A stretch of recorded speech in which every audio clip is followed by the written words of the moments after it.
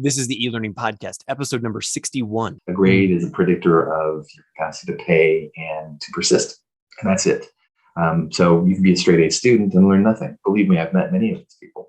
What we do is we give people the opportunity to kind of open up the hood and say, hey, what proportion or what percentile of managerial capacity did Dan change from point A to point B?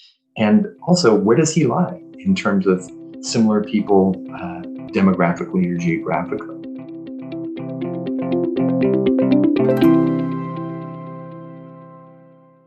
Welcome to the e-learning podcast. My name is Laddick, and I'm your host from lmspulse.com. My guest today is Daniel Martin. Daniel is a social psychologist, an organizational psychologist, and a business professor. He's also the founder of Brightsity, a platform that helps individuals and organizations create measurable, transformative change. In this compassionate conversation, Dan and I talk about the origins of Brightsity, which was born out of Dan's work on hierarchical maintenance in society, specifically around racism and sexism, and the recognized need that a great majority of us have for bi-directional, compassionate mentoring relationships. We also talk about what exactly compassion for yourself and others not only means in 3 parts, but how this ultimately offers serious benefit in return for traditional business and education roles like leadership or finance or talent management. We also talk about the power of non-hierarchical conversations, those that are stripped of all of their preconceptions, kind of like those amazing yet ephemeral conversations we have with complete strangers on trains and planes and shared rides. We also talk about the implications that the confluence of compassion and massive data has for millennials, who are today's largest portion of the workforce. We also talk about why we should be more compassionate with ourselves in today's society driven by daily marginal gains. And then finally, we discuss how all change is built from the bottom up and how taking the time to practice forgiveness can be a total game changer. But before we get started, a quick word from our sponsors. The e-learning podcast is sponsored by the e-learning Success Summit. Learn from more than 40 experts how to teach, work, and learn online without being overwhelmed. Get your free ticket to the summit at elearningsuccesssummit.com. And lmspulse.com, your best source for news, information, and resources for e-learning professionals for more than 10 years. Get our free roundup of the week's top news at lmspulse.com. Hello, Daniel. Welcome to the e-learning podcast. How are you today? Good, Steve. How are you doing? I am wonderful. Thank you very much. I'm sitting in Mexico City. Where are you sitting? I am in South San Francisco, but I would rather be in DF right now. DFA is fantastic. Although, the government's really made a push to call it CDMX now. So interesting. Oh, okay. You can tell, people still say DFA, but it's there's these big signs everywhere. Interesting. Well, they haven't caught up to California yet, which is the second state of Mexico. So I get things a little bit late, but cool. Awesome. Daniel, I've already teed you up in the introduction and sort of given not only your credentials, but also what we've talked about on the show. But I always like to give, give you like 15, 20 seconds, just kind of put yourself on the table. Who are you? What do you do? And kind of sort of position yourself for the audience. Yeah, sure. So the best way to explain this briefly is I'm a complete failure in so many different areas. That's led me to try really weird and innovative things that other people wouldn't. And there I've failed probably 99% of the time, but then every once in a while, something sticks and it's weird because suddenly there's a great deal of utility where previously there were just kind of, fun and laughter. You can have the fun and laughter with the utility. And the most important thing is after failing so many times is that you learn to measure outcomes.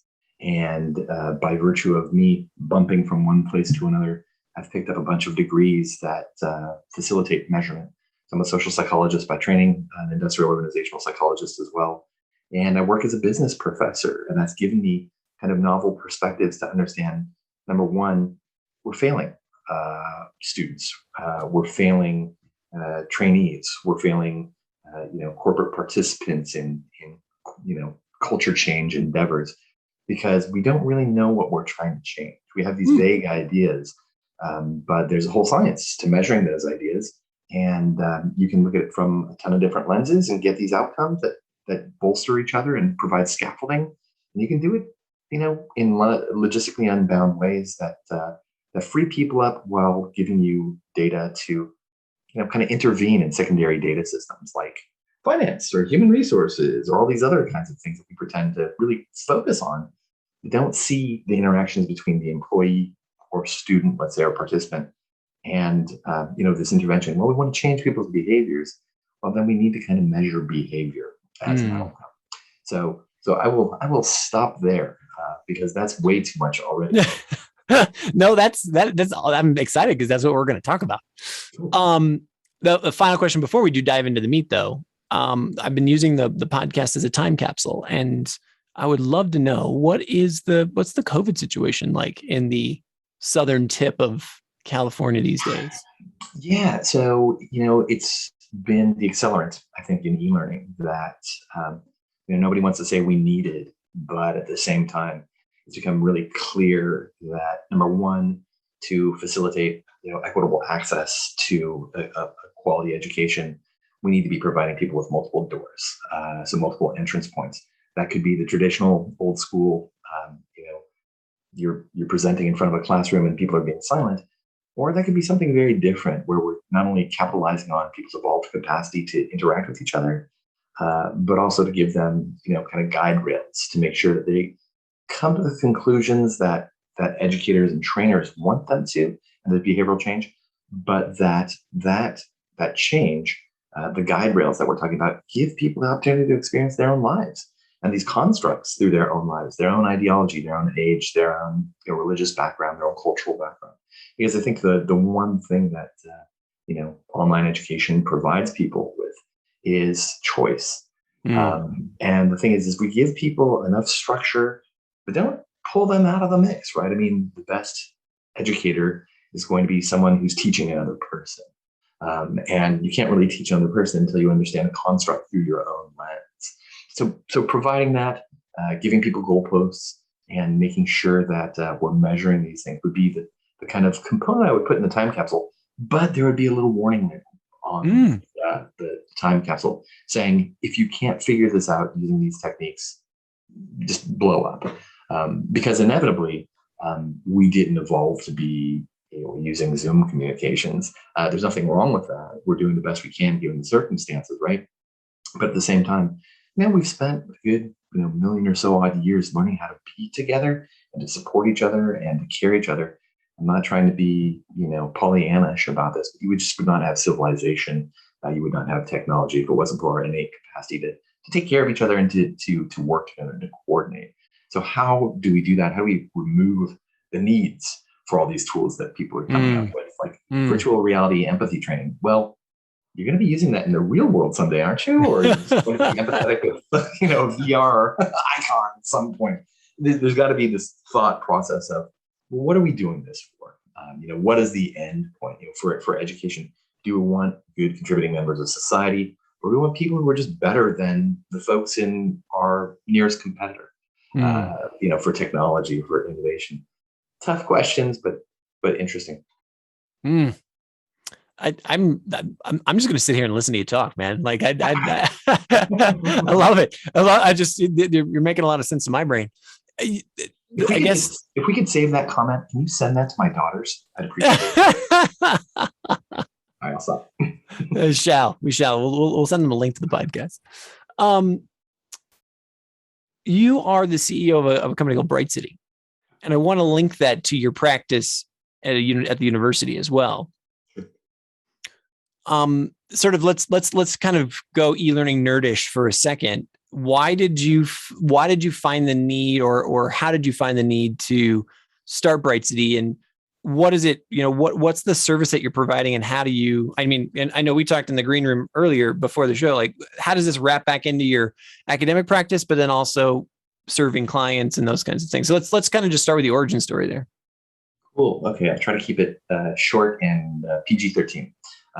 The long story is that my background is not in all the things that people are familiar with me now. My background is not in the science of compassion, which I've worked in for a long time at this junction. It's actually in hierarchy maintenance in society. What does that mean in simple terms? It's just prejudice. Sounds like something that we would have in Egypt or something like that. I don't know. Actually, they did a great job. Nobody thinks of them as being, autocratic rulers, but it's like these big statues. It's just the same as maybe the USSR at certain points. Yeah. Anyways, the interesting thing is I was known for my research on things like racism and sexism and how those things interface with the legal kind of code as well as business practices. So I was working on this for a long time. And this guy came up to me, another faculty member at school. He said, "Hey, you're the racism guy, right?" And I'm like, "No, that's a weird way of putting it. But you want to call me that?" So he had this really interesting question. He was like, "Look, I'm doing some research on mentoring. And I think that just like in compensation, just like in selection, just like in recruitment, you're going to see bias. You're going to see racism. You're going to see sexism manifest in terms of how people are selected and how they're compensated, et cetera." So I'd never worked in that specific domain of mentorship. So I took a look and I was kind of stunned to find that there's a lot less bias than you traditionally see in these other areas of human resources interactions. And it kind of made me think, hey, this has something to do with identity. It's how you're interacting with the partner, right? So if you think about a mentor, it's, traditionally we're thinking about somebody who's just downloading information straight from another perspective, a higher level within an organization. But really, the traditional perspective on mentorship involves something called a protege. And the protege role is very different than just somebody who's a sponge and who's receiving information. The protege is really somebody who is going to be pulled up by their mentor and then subsequently facilitate the mentor's rise as well. So it's facilitating the mentor's rise, but it's not eclipsing the mentor, eh? That's exactly right. It's becoming more of a family, and you nailed it right on the head. So it's, if you look at these traditional and ridiculous kind of academic hierarchies, it's like, oh, Steve was trained by Bob and Bob was trained by the founder of, discipline. And that means that Steve kind of reflects the basks in reflected glory, as we would say. The long and short of it, though, is that when you give people this bi-directional kind of relationship supported with, a reciprocal expectation, with an accountability expectation, you really have a lot of power, and you have a lot of movement, and you've got a lot of kind of drive for people to accomplish goals, because suddenly they're discreet. You know what the goals are. Traditional mentoring is just kind of like, hey, Steve mentored Dan in terms of podcasting. Well, you could teach me a ton of stuff, but if it was, very clearly cut out and very discrete in terms of timeframes, then you'd have a path, right? And most mentoring programs don't have those kinds of paths. So we need to not only train people in terms of what they're targeting, how to achieve these things, and then how to turn what they normally think of as attitudes into behaviors. So go forward a little bit. I'm looking around. It's about 2010. I'm working at this place called the Peace Innovation Lab at Stanford. It's another story altogether. And I realized, whoa, mentoring really is pro-social behavior. And I got to get this up and running. So being the poor guy I've always been, I've played with open source my entire life. I had some engineers cobble together a bunch of open source pieces and started my own mentoring program. It's got the attention of the Cal State system, which is the largest public university system in the United States. And they brought me down to Long Beach to talk to all of the alumni directors. They're like, yeah, this is what we need. This is awesome. How much do you charge? I'm like, oh, I went to San Francisco State. I'm part of the system. I'll give it to you for free. And they're like, nope, nope. Who wants that? That's garbage. It's got to be terrible. So I went ahead and started charging them. And lo and behold, people started buying this stuff. And being the dumb person that I am, I pretend to be a business professor on TV. Do I know much about behavior? Yeah, a ton, especially in the workplace. Do I know a lot about business? No. So basically, the mentoring stayed stable. And then one day I realized, hey, I'm here at Stanford. They're teaching people this great stuff. I was invited to be a visiting faculty member with the Center for Compassion, Altruism, Research, and Education. And honestly, Steve, when I heard about this, I was like, rich people spend money on anything. Give me a break. Do they know how horrible the world is? And as I got closer to the data, I was like, wow, this is this missing part of all of our lives. We need to expose people to this. But at the time, they were doing something called compassion cultivation. And I don't have any background in that kind of endeavor. It's not to suggest that, things like meditation are not good for you. They are. They're totally awesome for you. But when you're charging people, a lot of money to come to the Stanford campus on Fridays and stare at a wall, you're going to exclude the majority of people that live in my massively inequitable state. The kids I teach, generally speaking, are working 2 jobs. They're taking 5 classes. They're taking care of 2 parents at home. They're generally, they could be English as a second language students, and the majority of them are first generation students. They don't have the money. They don't have the time to go stare at a wall. They're kicking butt trying to live the San Francisco Bay Area dream. Sure, yeah. Yeah. So I thought to myself, I don't have a big chip on my shoulder because I'm short. I just think I can do a better job. So what I did was I took everything I knew about group dynamics and facilitated that through this platform. And the minimum viable product was, developing compassion for self and others while diminishing. We attempted to diminish stress, anxiety, and depression. And then, I have to pay my bills. I have to pretend to be a business professor. I want to make sure that we're capturing variables that would be moving based on the kind of interventions we're giving people. So leadership, managerial potential, service orientation, things that are important for just about any job as you move and progress through your technical skills. You need to have the soft skills to be able to deploy these things, right? We don't call them soft skills anymore. We call them power skills. I don't know. It still hasn't made it there. The point is that for about 6 years, we were able to statistically significantly diminish stress, anxiety, and depression in more than 10,000 people in 7 countries. And that's enough. We could stop our story there and say, we need to be deploying this across the world because, before we would say epidemic and it meant something, but now we're in the days of pandemic. We do have an epidemic of depression and stress in the workplace, especially given the weird times that we're living through. The other thing is that we're able to statistically significantly increase compassion for self and for others as well. And I just want to take a little sidebar here to say that, when I first thought about compassion, I was thinking about Hello Kitty balloons and get well cards and things of this sort. When in fact, this construct is your capacity to sense suffering in your environment, be that yours or another person's, is being able to sit with that and empathize with that. In other words, to feel affectively that emotional kind of tension or suffering. And then the third component, there's other components and different definitions, but I like to keep it simple. The third component is wisely addressing that suffering. And this becomes really important because, without wisdom, we can force our solutions on people who want a different solution, right? And this is critical. You see people with big hearts trying to help people the way that they want to help people, not the way that the person needs to be helped. So that wisdom is something that we bake into the materials that we do. So, having those outcomes are kind of just very powerful. I can say without any, smirkiness that I'm doing a better job than just about every university I've ever looked at, be that Stanford, Berkeley, IIT, MIT, CIT, Yale, Oxford. It doesn't matter. The reason why I can say I'm doing a better job is only because I'm measuring these outcomes. They could be measuring these outcomes and doing better than me. But when my students graduate from my class, I can say, their cohort statistically significantly increased their leadership capacity. And when you look at grades in universities or in trainings, they're giving people this completely subjective representation of something that's very unclear. A grade is a predictor of your capacity to pay and to persist, and that's it. So you can be a straight A student and learn nothing. Believe me, I've met many of these people. What we do is we give people the opportunity to kind of open up their hood and say, hey, what proportion or what percentile of managerial capacity did Dan change from point A to point B? And also, where does he lie in terms of similar people demographically or geographically? This is slightly different because when you have that kind of data, suddenly you can do a couple things. Number one, you can help people understand you actually grew. This is great. Number two, you can give it to a recruiter and say, you don't have to pay for these tests because our people are pre-certified in terms of what you're actually trying to hire, as opposed to showing you what potentially people may have learned. The third thing is that you can use this for important stuff that people just don't think about.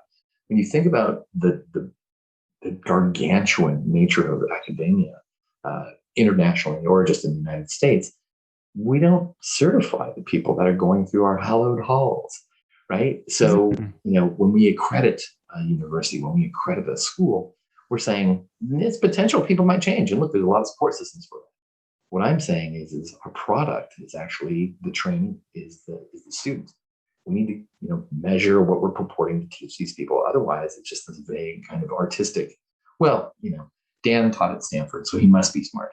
Not really. What if Dan was really poor and just never had the access? Maybe he went to the University of Phoenix. Not dogging the University of Phoenix, but maybe Dan was a stellar student and it didn't matter where he would have gone to school, if that makes sense. Yeah. So instead of framing it in terms of the institution, which is important, of course, you really need to frame it in terms of the people who are getting out. The last thing I'll say about this is that this dovetails back to my early kind of interest in equity and equality. Suddenly you have job placement boards or recruitment boards where you don't need to look at where the person went to school, their age, their race. You can't make any inference based on their name. You're just looking at the proportion of people who are really good in the competencies that you need for the position.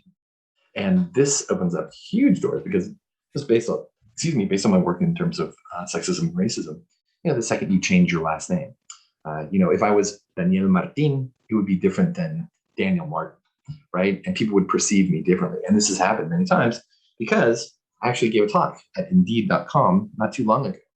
And a former student of mine invited me. And I said, hey, I'm thrilled to talk. What do you want me to talk about? I said, well, I want you to talk about, how you made it so successfully as a Latino. And I said, hi. And he's like, well, it's National Hispanic Heritage Month. And I said, well, I do speak Spanish. I do teach in Mexico oftentimes on summer times, bring my kids down there to learn Spanish. And I have this deep relationship with Mexico, but I'm not Hispanic. I thought you were Daniel Martin. I was like, no, I'm just Dan Martin. So, it's really interesting because when we strip all those kind of presumptions and the framing away from people, we give people not only the opportunity to have these non-hierarchical, non-judgmental conversations, which enable them to really shine brightly. It's like being on a plane where you chat with somebody next to you, and suddenly you're telling them things you wouldn't tell your husband or your wife, your boyfriend, your girlfriend, because you're never going to see them again, and they're not judging you, and they're not your boss. And suddenly, it's like, oh, get very deep. So the kinds of tools that we develop, they're built for very busy doctors, nurses, CEOs, executives, and the protocols. I can share a little bit about that with you in a bit. The protocols are very brief. They're supposed to last about 45 minutes. I don't collect data on, the conversations. I don't collect any video data. I do collect how long people stay in the meetings. And I was shocked, Steve, to find that people spend about an hour and a half on these 45-minute sessions. And I was like, oh no, I'm destroying this. It's too long. These people are really busy. But what we found after focus groups is that people are enjoying themselves. They've never had a chance to get this deep with someone. And they're spending more time than they should. So it's like a real victory in this. I'm not sure where to start, what my next question should be. So tell me about, how do you teach compassion? Like, how do you move the needle on this? Like, what are some of the metrics that you're looking at? And if I come into your course, what am I confronted with? Well, I mean, I think the really interesting thing is back in the day, I'm not the most popular person in the wonderful world of business research. And the reason why is because I study how ideology frames the world in a very dog-eat-dog kind of approach. So it's not to say that, that we shouldn't be competitive. It's not to say that we shouldn't be ambitious. It's not to say that we shouldn't have drive.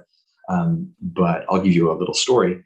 When I used to give talks all the time at Stanford, and sometimes when I do this in different places, the crowd is thrilled. They're happy. Oh, you're so handsome. Oh, you're so smart. No, I'm kidding. Just but what happens is there's a line of people and then shake your hand. Some people are researchers. Hey, we should do research together. Some people will question your research and, you'll just exchange emails.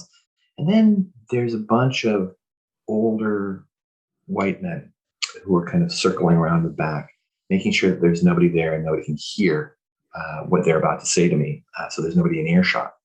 And inevitably, they look 5 of these people and they come up to me and they say, hey, I've pursued my whole life in terms of these dreams, the American dream, being wealthy, having enough to take care of the people I care about.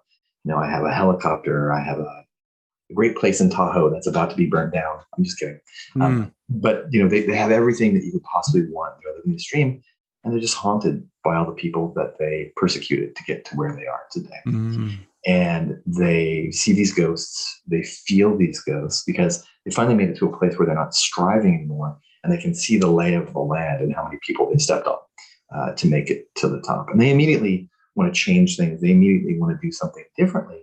But the whole point is that if you explain to them, hey, I'm going to make you a compassionate person, their first response is going to be, bullshit. Oh, excuse my language. No worries. They're going to say, I don't want to do that. That's going to prevent me from being productive. That's going to prevent me from, really crushing, next quarter's, expectations, whatever the case may be. So when I started this stuff, I was very cognizant of the fact that I need to have very extrinsic motivators. And then, the process itself would pull people into the kind of intrinsic motivation. So the extrinsic motivation is, hey, you're going to be building competencies that are required for execution at the highest levels of leadership, like conflict resolution, like negotiations, like, caring about your employees through emotional intelligence, or at least being aware of them. So it's funny, when you break down leadership, it's just a myriad of different competencies. And those things align fairly well with compassion. So people often say, well, can't you be too compassionate? And the real answer is no, because you have to be thinking about just equilibrium in terms of where your compassion is going, right?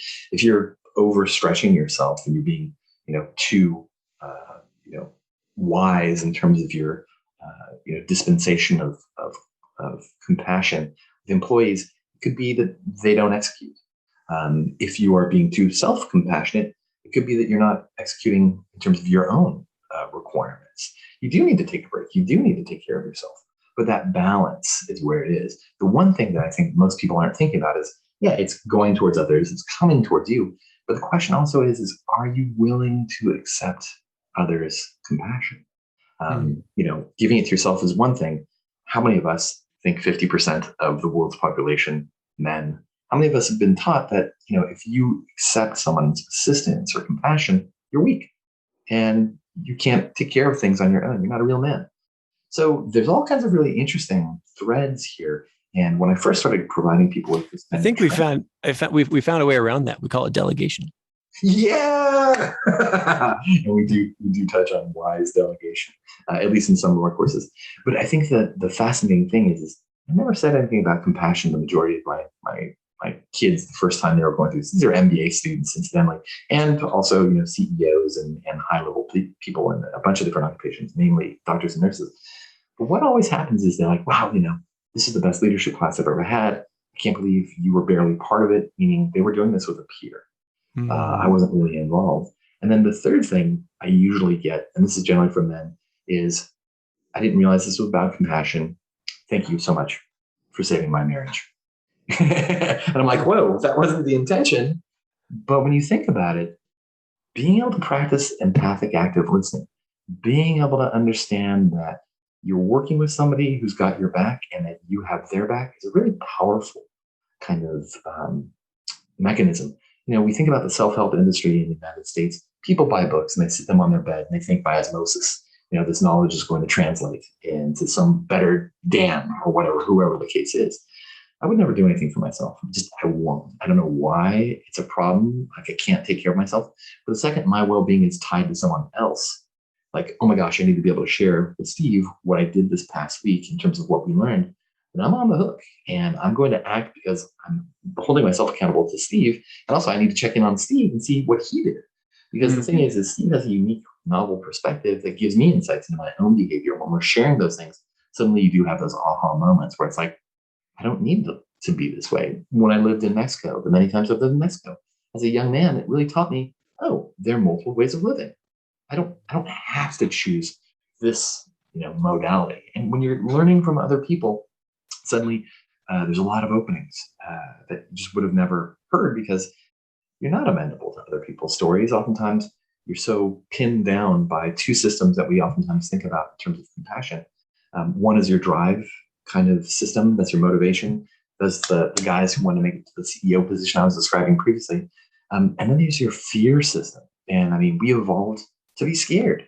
We evolved to survive. So go ahead and have progeny. So our fear system is really giant. Our drive system is feeding it, right? Like, oh, I need to get this promotion. What if I don't get this promotion? Mm-hmm. So we're like cycling through this kind of difficult thing. The component that a brilliant guy, Paul Gilbert of the UK, really kind of simplified all these emotional systems into is he said, what about the soothing system? We're mammals. We take care of each other. You look at apes, they're picking gnats out of each other's hair, and that's a very soothing thing. They don't do it all the time. They don't offer it as a benefit at work, but in essence, those systems are within equilibrium. And I always ask people, it's like, hey, I'm drinking too much coffee right now, Steve. But if I stop for a second and think, what would it be like if my mom called me and said, hey, chill out, relax? Immediately I'd feel my shoulders kind of calming down. And I feel that sense of like, it's going to be okay. Somebody cares about me. They believe in me. I can go on. Now, if my mom called me, it'd be really weird. She's been dead for like 30 years. Yeah. But that's another story. The point is, it'd be a little bit different. I wonder if that would be a soothing call or that would just be more anxiety. I think it would be more anxiety. Anyway. Got slipped in the water here. But the long and short of it is those need to find equilibrium. Those things need to find balance. And we talk about work-life balance. And, it's our presumption that we can't acquire that soothing from people who are part of our lives at work, right? And the funny thing is, it doesn't mean you have to have friends at work, right? I mean, you look at a contract, nowhere does it say you have to be friends with the people at work. It's, you have to, improve your productivity. But I dare anybody to really think about the kind of relationships at work that drive productivity.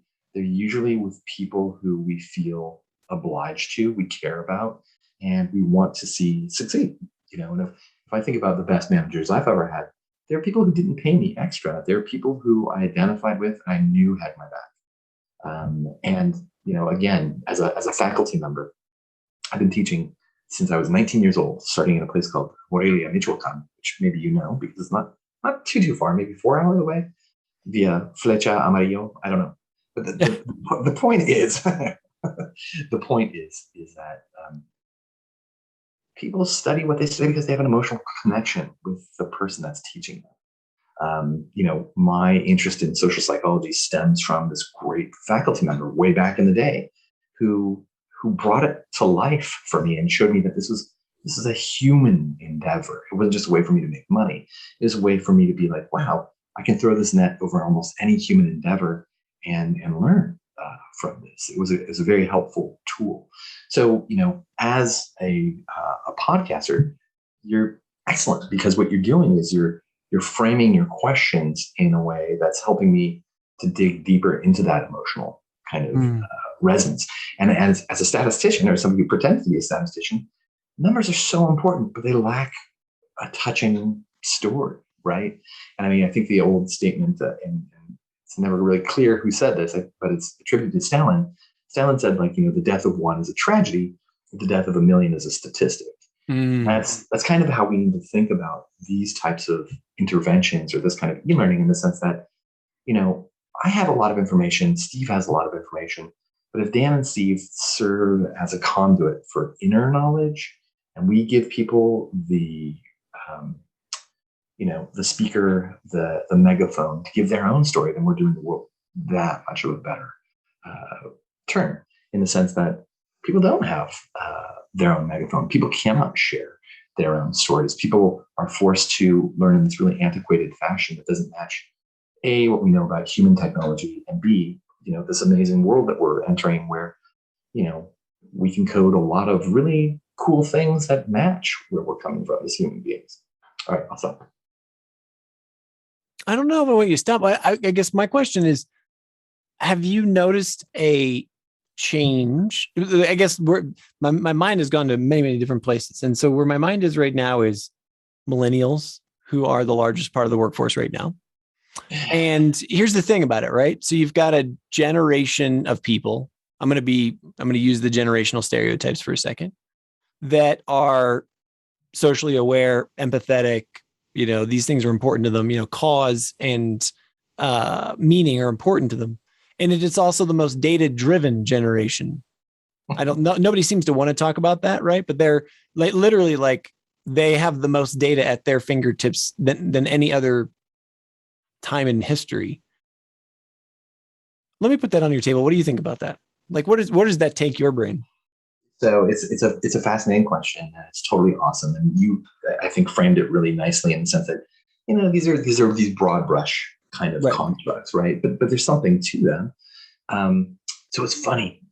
Maybe 3 years ago, a brilliant friend of mine got a request from OkCupid, which is a dating app. Okay. And she was like, I'm too busy, talk to Dan Martin, he'll help you. What? Okay. Yeah. she got pinged on a dating app and she threw it to you? Well, no, it was to do research. I'm sorry. I should have clarified that. I was like, Wow. wait, what? How did that work? I'm sorry. I skipped You live a different life than I do, Dan. I skipped a huge portion of that. I apologize. This was to do research. It was to facilitate a more compassionate experience for their participants. Sorry about that. Wow. No, we're going to use that as the intro clip. Anyway, there you go. To, remove this because my girlfriend will see this at some point and be upset. So the thing is I gratefully took my colleagues' lead, and they said, look, we want you to take a look at the data. And the funny thing about what you said is really true, right? In the sense that we have given this group of this generation not only the insights of what we wanted to do maybe in the 60s. I'm not from the 60s, but the ideals of the 60s and 70s really, they latched on to education, and now we're really seeing this. Hey, how do you feel? Like, what do you want out of this? These are things that didn't really get fully latched onto, but the impetus, I think, started in that generation. The interesting thing is it's weird because these people not only have more access to data, but they know what to do with it because they've been trained not only in terms of, hey, how do you feel about this, but also here are some, algorithms, here are some statistical approaches that you can use to make sense of this stuff. So it's a terrible interaction. Let's bring it back to OkCupid. So I looked at OkCupid's data, and there was a couple really quick kind of analyses they wanted me to run. And one of the real standouts, this was published in the Washington Post probably a couple of years ago, standout was that people cared less about what a potential partner looked like as opposed to their political leanings. So in other words, I can find a very attractive person and be like, wow, I'm really interested. Oh, this person's a libertarian. No way. This person's a Democrat. Oh, no way. Oh, this person's a Republican. Oh, no way. So it's fascinating in that sense because you have these real pulls towards identity that are much more specific, I guess, and then these broad level kind of constructs like Republican or Democratic. But the bad news is that, per your, painting of these things, it's kind of a broad brush construct. We're obsessed with measurement, and we want to know. Steve's a really cool guy. I'm really enjoying our conversation, but I bet you I meditate more than him. And if I could just get his brainwave readings on a leaderboard, I'm sure I could whip it. Or I'm sure I can out meditate.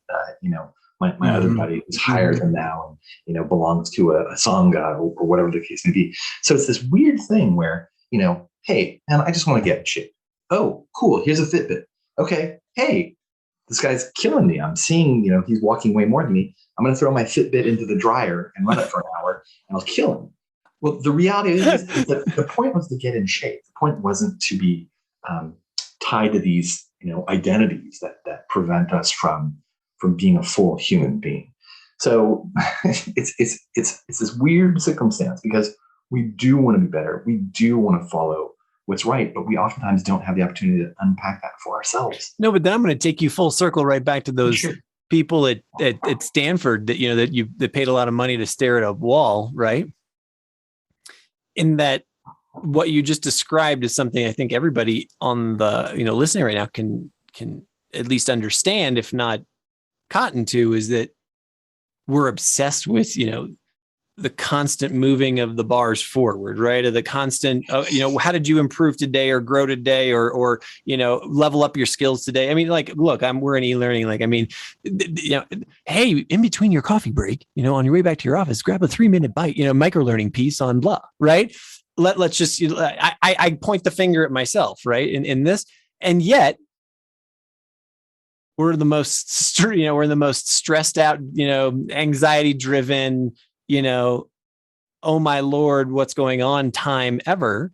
And that's where, the meditative quality, which anybody who knows anything about meditation will tell you, it's like, it's not about, stress reduction as much as it's about the nature of consciousness, right? Understanding what real is real. Holy smokes. Are we driving ourselves crazy? In some ways. And can we be, I guess the real question is, should we be more compassionate with ourselves? Well, yes and yes. Oh, nice. I like that. Nice. Yes and yes. It's funny because I was, I think like a lot of folks, we're raised in this environment where we do expect progress on a daily basis. And because of technology, we're able to track that. And it does become kind of an obsession, right? I might have a day off and, I just want to lay down and sleep. Maybe I flew somewhere the night before. I need to relax. If I don't do my laundry, if I don't do, clean the dishes, then I feel like that day was a waste. Like if something doesn't manifest in some sort of way. And what I'm finding, and this is really consistent with the compassion literature, is that, you do. It's kind of like waves, right? You do need to take care of other people, but you need to take care of yourself.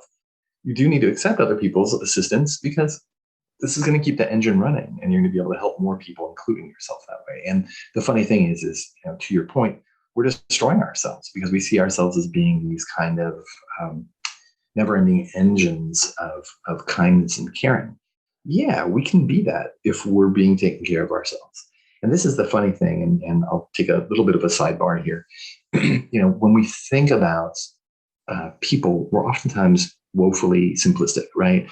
So, look, I've got no beef with personality psychology. It's really important. But humans don't exist in a vacuum, right? I mean, our personality is our preference for interacting with other people in different kinds of environments. And those environments hold a lot of sway over us, right? I mean, today I'm super chill. I didn't have to drive anywhere. But let's say right before our interview, I almost got into a car crash.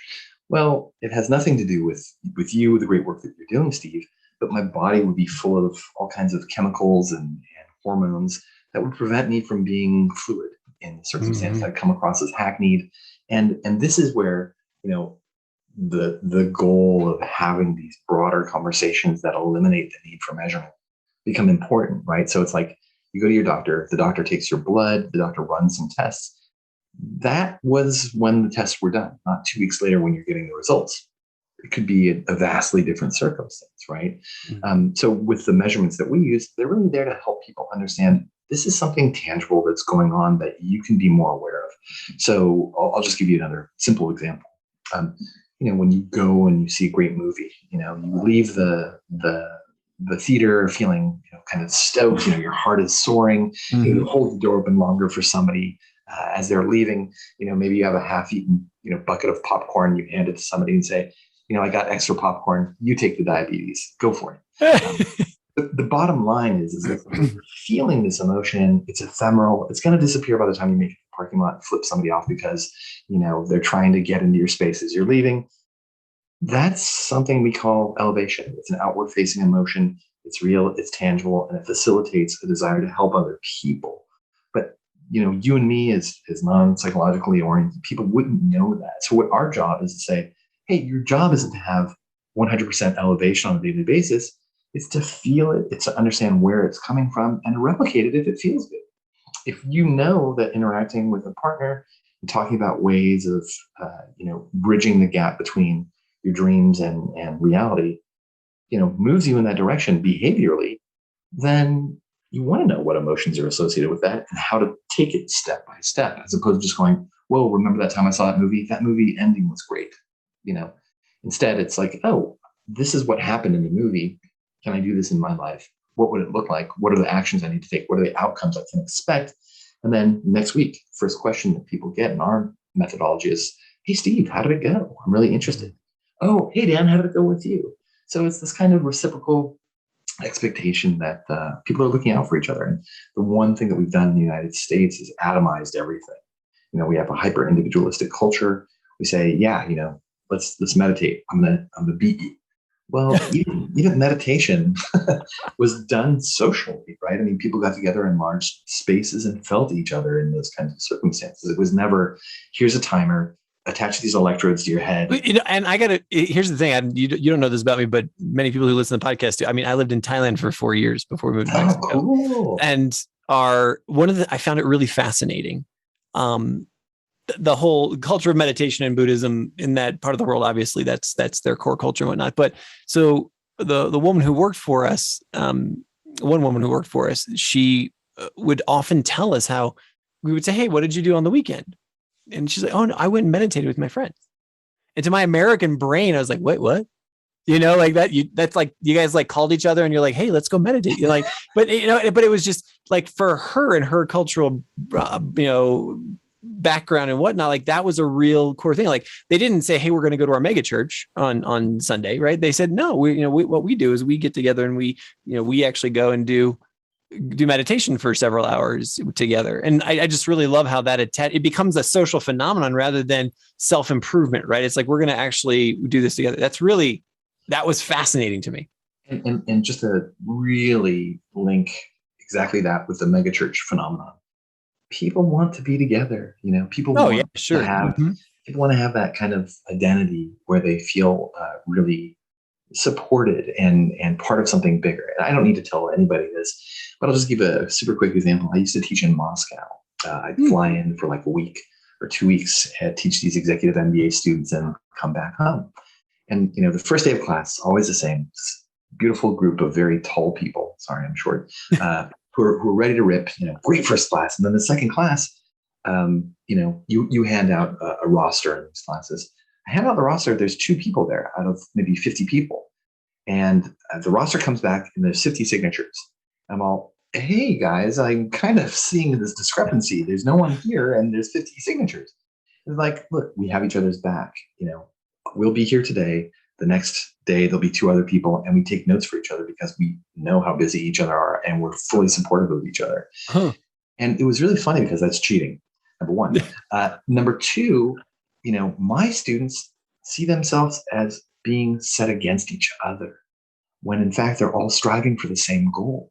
And that same goal, be that in a megachurch, be that in meditating with friends, that is something that we need to give people. I have a position also in Rio de Janeiro. I haven't been there in a while, but my colleague down there is looking at shared humanity. And this is this really kind of interesting thing because all throughout our lives, we have these moments where suddenly we're able to see beyond our skin tone or our age or our academic accomplishments or whatever title that we have. And we're like, "Oh my gosh, I didn't realize this, but you're just a human being like me." So the methodology that we take is we really expedite that kind of realization for people, and we don't leave it to serendipity. Serendipity is super powerful, right? We make friends in weird places all the time. "Oh my gosh, you're so cool. I had no idea." But what we do is we take about 100 years worth of relational, science and plug it in there. So, you're going to be friends with the person you're working with because you realize you have the same values. They're human values. You realize that, when people have the opportunity to step out and be an individual, it's no longer a matter of the political kind of higher ups that we see, right? Like you can go to, a country that excludes the United States. You'll find that the people there, the citizens there, are awesome human beings, irrespective of the political leanings of the places, normative kind of outspoken political kind of perspective. So, for example, everywhere I've gone in the world, I have not found that many places, people are just lovely and beautiful, and they will share everything with you just because you're a stranger. Sure. Mm-hmm. In the United States, I just don't find that. No. There's a good deal of skepticism, like, "Who are you? Why do you need help? Like, what's going on here?" So, one thing that I want to kind of share and emphasize here is that, change has to be kind of a bottom-up perspective. When we're working with the good people that you're working with in terms of e-learning, what we're trying to do is give people the opportunity to say, "Hey, you've done a lot more than you thought already." Right? So my students will say, "Oh, I just go to a Cal State school. It's not as good as a UC or whatever the case is." But what they're not taking into consideration is what steps they had to take to get there. Right? And I think that's all of us, right? We forget how hard we had to struggle. We forget that sometimes nobody gave us a good a platform with which to launch ourselves. So our goal really is to facilitate that platform in a hyper-structured way that doesn't preclude people from seeing through things through their own lens. I know that all this stuff sounds like so pie in the sky. I could show this stuff to you and you'd just like, oh, that's totally lame and easy. Why didn't somebody do this before? Look, I don't know. But it's just stuff that we've been doing forever. It's pedagogies that work. It's framed, in a slightly different way. And, the thing that kills me every time is, I'll read my students' qualitative results.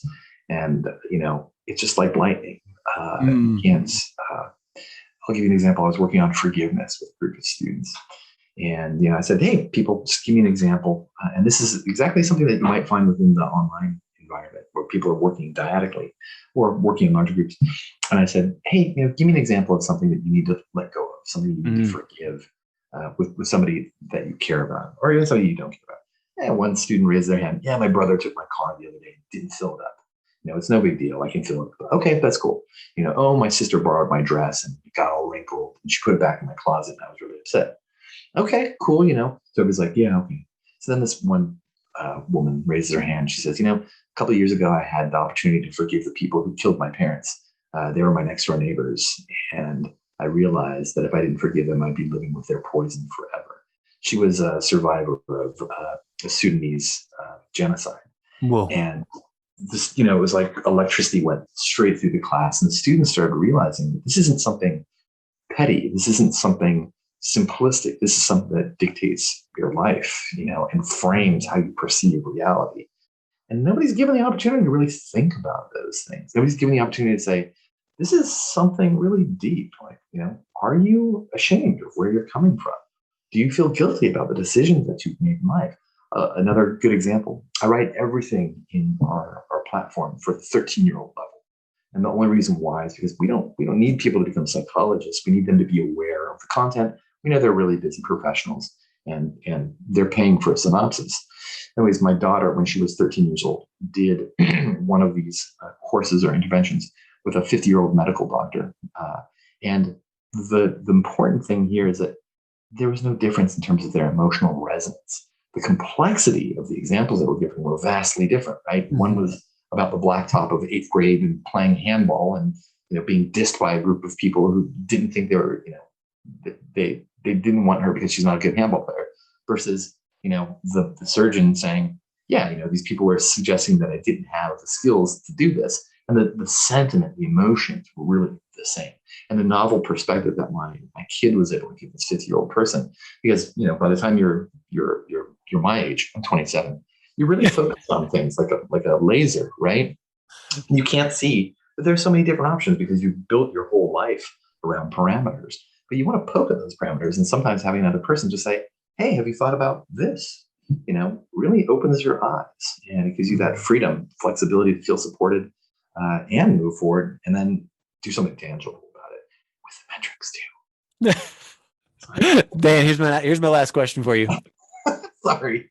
It's going to be, take yourself outside the world of compassion and the technology that measures compassion. What are you excited about?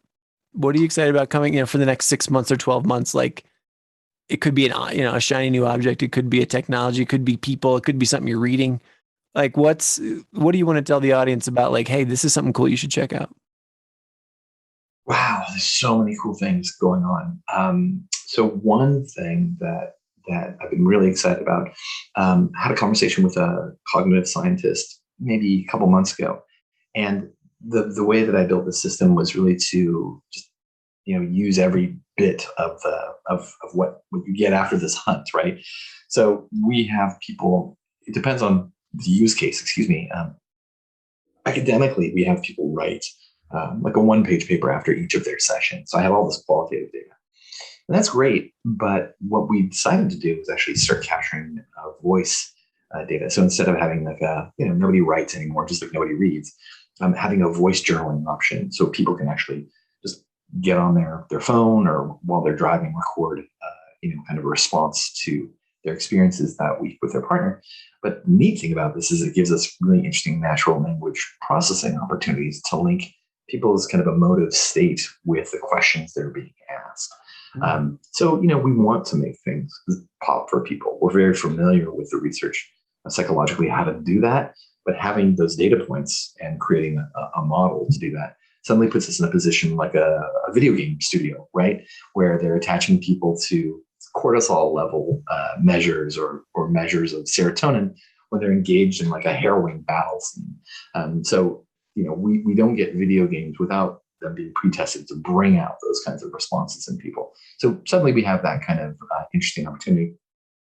The other stuff is that, when it comes down to it, there's no lack of potential uses for this kind of tool. So we've already worked with police departments in terms of lowering burnout, stress, and anxiety and depression for police. Police going through a really weird time right now. There's so many changes in terms of what's expected of them. The old model obviously isn't working, and we're seeing people become quite aware of how there's structures in our society that limit people in many different ways, irrespective of the intention of the people who are participating in them. So that's one thing. I talked to you about the OkCupid piece. It's kind of funny. Presuming that they can match people accurately is also presuming that people have the skills to be in a relationship once they're matched. And it's funny, from an HR perspective, you're not going to spend a ton of time hiring the right person and then saying to them, hey, good luck on the job, figure it out, right? You're going to give them some support in terms of what actually is going to happen. So we're doing that stuff for relationships, right? So for people who have gone on 10,000 dates and still don't know why they're not connecting with another human being, this would be a great utility.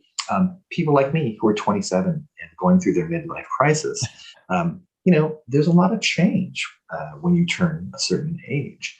And it's good to give yourself a tune-up, right? I mean, what do relationships mean when you're 20, 30, 40, 50, and on? You're at a very different developmental place, and what you need is sometimes different. If you don't have an opportunity to unpack that, then you're just going to keep on moving along and not be satisfied. And then that leads to all kinds of complexities down the turnpike. That's another use case that we have. Another one, you may have to trim this. Look, I live in Silicon Valley, man. There's all kinds of people running around doing mushrooms around. There's nothing wrong with that. When you look at the clinical data compared to talk therapy, stuff is quite compelling from a data perspective. Look, I don't want to get involved in giving people any kind of drug. But what I do know I can do is offer people psychological scaffolding to truly benefit from being in an expanded state, and then the integration. So in California, it looks like, just like in Oregon and a couple other different places, these kinds of tools will be made legal. And what you're going to see is a huge demand for people, because Americans want medicine to solve their problems. They don't want to work hard. They just want a pill, right? So the demand is going to be so great that, in essence, there won't be a sufficient number of people to take care of individuals. But, again, presuming that we evolved to take care of each other, then we do have a real opportunity to create another economy. And this could be the same thing for example, with coaches. Coaches do a good job of working with people, but usually they're just failed people who couldn't do anything else and hung up a shingle saying that I've been certified by a group that's not measuring the actual outcomes. So for their clientele, they can't actually show people how much there's been a shift. So what we do is we provide the measurement for that kind of stuff, just like we're providing it for the people who go through these psychedelic stages. There's just too many use cases, and I could share all that stuff on another occasion. Daniel Martin, you're the CEO of Brightsity at brightsity.com. This has been a truly mind-blowing conversation. Fascinating. I can't thank you enough for being on the show. Thanks so much, Steve. I totally appreciate it. And look, anytime you want to chat, I'll do my best to bleep out the curse words as they come. Thanks again for tuning into today's episode of the e-learning podcast. If you like what you heard, please do me the favor of following us on LinkedIn, Twitter, or whichever social media you prefer. Also, if you're interested in diving deeper on e-learning, I encourage you to get your free ticket to the e-learning success summit, where there are more than 70 hours of presentations on best practices. Just go to elearningsuccesssummit.com. And then finally, for the latest news, information, and resources about e-learning, come subscribe to our newsletter at lmspulse.com. Thanks.